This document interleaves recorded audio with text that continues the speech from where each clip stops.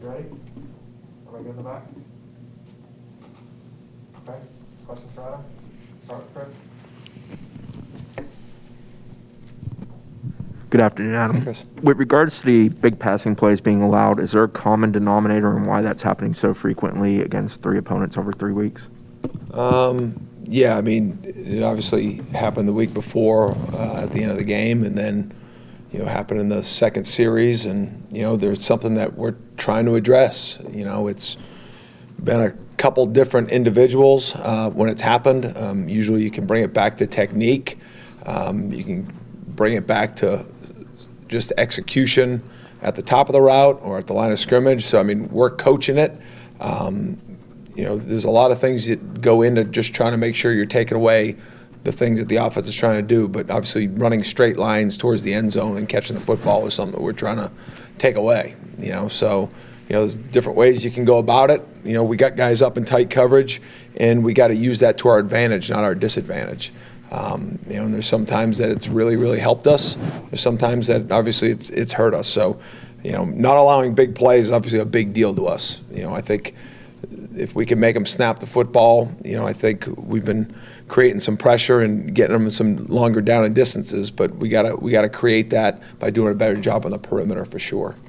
We'll go to Ira on your right. On the first long pass, should there be safety help, or is that pretty much just the corner's got to handle it himself? Well, sometimes there's going to be a safety more locked into one. Sometimes he's going to be more locked into the middle of the field. Sometimes he's going to be more locked into matching a different route. So, I mean, there's all, on each play, it's not always, well, that's just what it is. It's one guy. It's, you know what I mean? But on outside verticals, there's a lot of times that, it is about getting the leverage back to help. And sometimes it's about just knowing maybe your help's the sideline and making sure that you're using it and getting your body in that position to do it. So, just specifically to that one play, I mean, it's, we gave up a super clean release. We kind of tried to stem around a little bit with the corner late in his positioning, not something that we want him to do, but he jumped to a leverage, and next thing you know, the guy took off on him. And he played in catch-up mode for the play, so not good. Adam, to follow up on some of the coverage breakdowns, is this stuff they're executing it in practice, but then it's not translating to games? And if so, I guess what can you do, whether that's personnel changes or something, to try to address why it's not transferring over? Yeah, I mean, as far as personnel, we've gone into it. We've rolled 4 corners. We've played a good amount of bodies there. In practice, we go one-on-ones every day against our wideouts. We go against our scout guys, and we play the same coverages and work at it. We work top of the route drills. We work line of scrimmage releases. We do that stuff every day. Why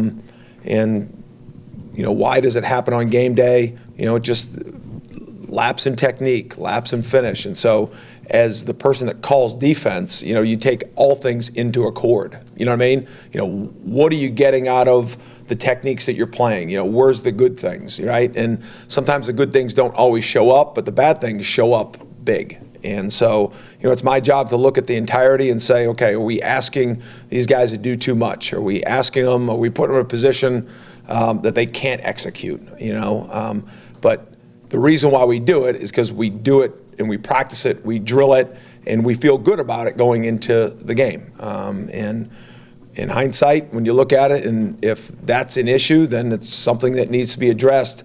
Even if it's not showing up in practice, it's showing up on Saturday. So, you're trying to make sure that there's all pieces to the puzzle, right? And so you change one thing, it changes something else. But at the end of the day, our job is to keep them out of the end zone. And if there's a play that's showing up to get them in the end zone, then we got to address it. And we got to address it with everything it takes.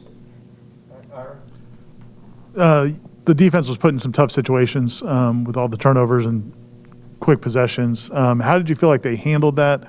And did it last throughout the game, or was there? It seemed like they were hanging, giving the team a chance to hang around for a while.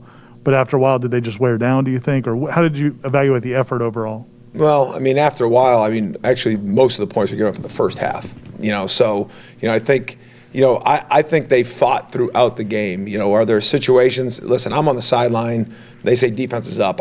Sometimes I don't know if we punted the football, however it all plays out. Like, we got to take the field, and then I right away, where's the ball spotted, and you're going to call defense based on where it's spotted and kind of whether it was sudden change or however it all played.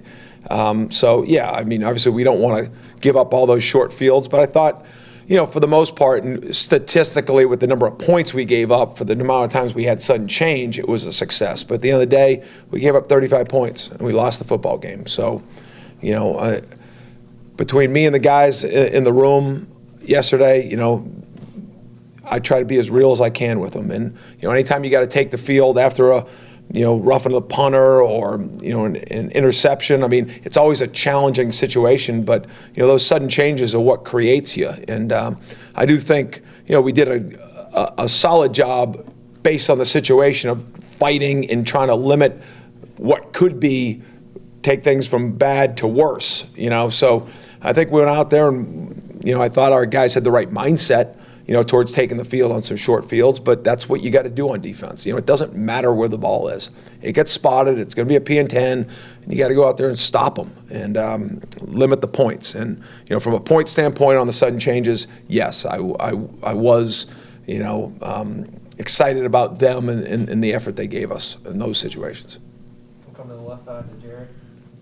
Coach, there was third down conversions were a little higher probably than you wanted. And particularly like 3rd and 5 or 6, it seemed to me. I'm not sure if that's correct, but can you comment on that and what maybe you can do? Yeah, in a perfect world, you're winning probably 7 out of 10 snaps on third down, and obviously you get a greater increase of winning on the third and longers than you do on the mediums or shorts. But, we had a PI on one of them, and I can go down all of them, but, I think we're rushing the quarterback well. We're creating some pressure. There were a couple leverage routes that we gave up that, they do a nice job. We got to do a better job, as far as just trusting our leverages. And if they're going to run routes outside of that, then, we've got to be able to rally to them. But, we're constantly, like, third downs in emphasis. If you're out at practice, it's something we work on a lot, and it's something we're going to continue to work on a lot. I think we've made great strides in our rush, in our ability to get to the quarterback.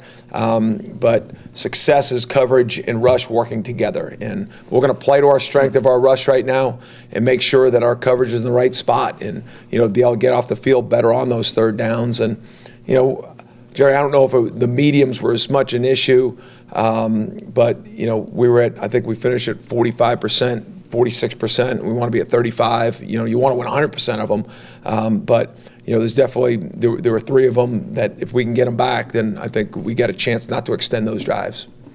We'll go back to Gene on your right. And you guys got Louisville coming in. Obviously, they've been putting up some pretty impressive numbers. Malik Cunningham, I guess, initial impressions of them and a true, really good dual threat quarterback. What challenges does that present for your defense? Exactly what you said. I mean, the Cunningham, he's been really good for that program for a number of years, and he's the most mobile quarterback that we've played against to date. I think he, with what they do, how they put the ball in his hands on some, whether it's you call them RPOs, whether it's nakeds, whether it's sprints, they're option football, to throw the football or to run with the football. And he's shown enough arm talent over his career to put himself high in a proud program's quarterback ranking list. So we got a lot of respect for him. I mean, he's a tremendous runner. He's got a very strong arm, and he's been playing that offense for a number of years. So he's one of the top quarterbacks in the ACC for sure. Next will be Aslan over on the right. Coach, if your defensive backs play off, you're going to get criticized for not being aggressive. If you play them up and jam guys, you're going to get criticized for being too aggressive if things don't work out.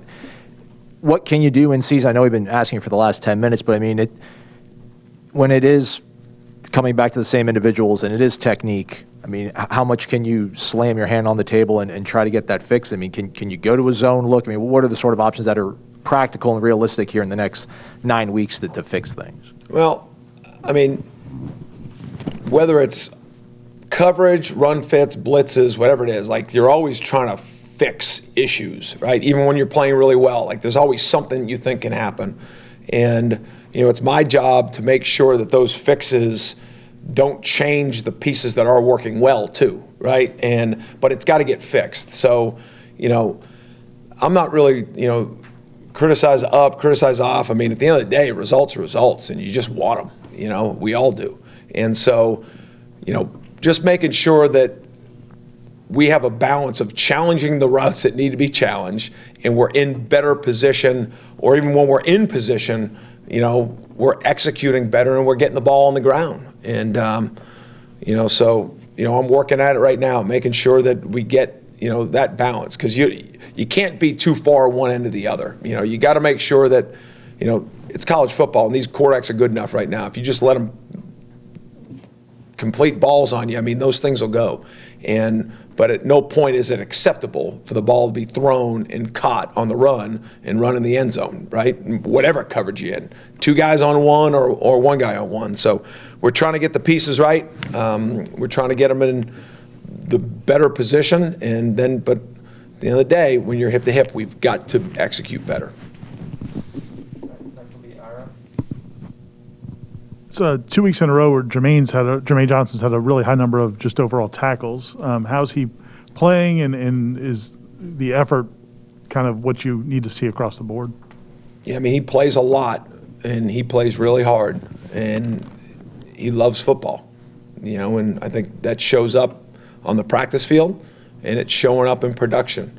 And what it's done is it's created, not just by him, but I think up front, you had Derek McClendon with good production on Saturday. Keir Thomas played his best game. And I think Fabian's playing by far his best football since he's been here. And there's some other guys too. But, I think he's created an expectation for himself, which has helped some of the others create higher expectations for themselves too. So I think he's still got good football. He's still got better football in him too. I think we're starting to see it. We're definitely giving him opportunities to go show what he's capable of. And, as importantly, my challenge to him is for him to continue to push the envelope together, for him to be able to push himself individually, but also, take guys under his wing. And I think the harder he practices, the harder he plays, the better it's going to be for all of us. And he's doing it with a team mindset right now.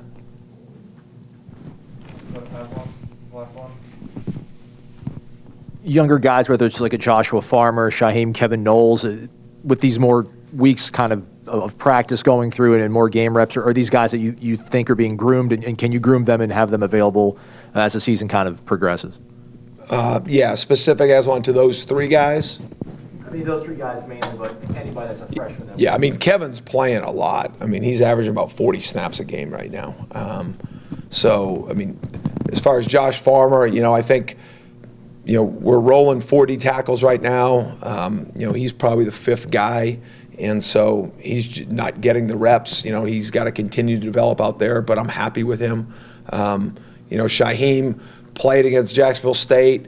We're getting him ready to play in this game as well. I think he's shown the physicality and the skills to be able to help us. It's just making sure that we've got him in position that he can help us more than the next guy in order for us to put him in the football game. So we're trying to get him ready for sure.